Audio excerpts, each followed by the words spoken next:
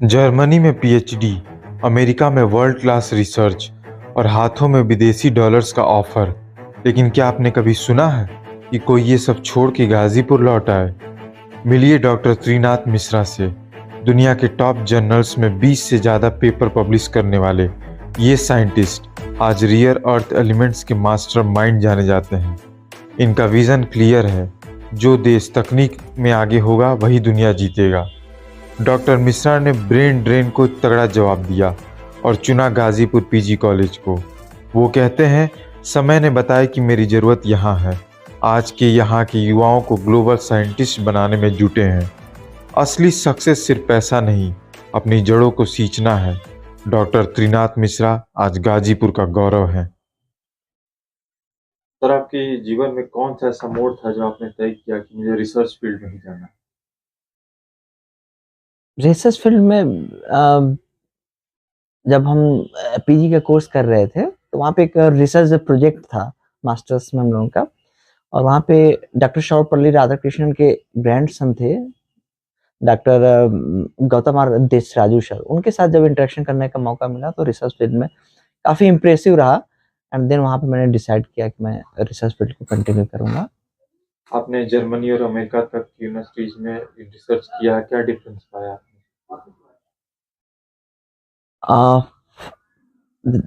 there's a huge difference, बहुत ज़्यादा difference है रिसर्च कल्चर में।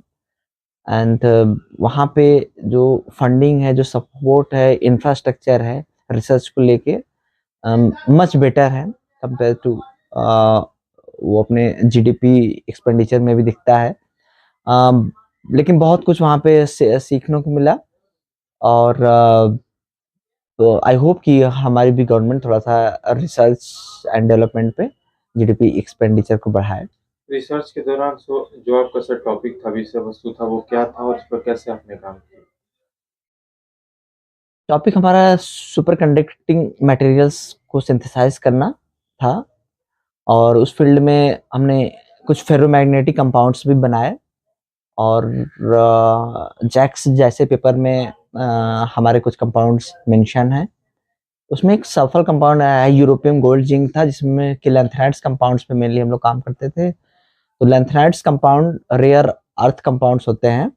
और रेयर अर्थ का आप देख सकते हैं कि एप्लीकेशन बहुत ज़्यादा है इस समय। और रेयर अर्थ जिसके पास है वो नेक्स्ट सुपर पावर होने वाला है। तो रेयर अर्थ एप्लीकेशंस आप देख सकते हैं चिप में होता है, मैग्नेट्स में होते हैं, सुपर कंडक्टिंग कंपाउंड्स में होते हैं। तो उनके सिंथेसिस एंड प्रॉपर्टीज पे था।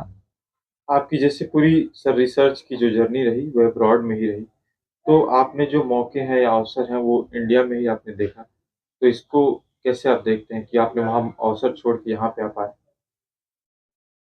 इसके रिगार्डिंग काफ़ी द्वंद था अंदर, डुअल था कि वहाँ सेटल हों कि वापस इंडिया आए। लेकिन उसका आंसर समय ने दिया हमें।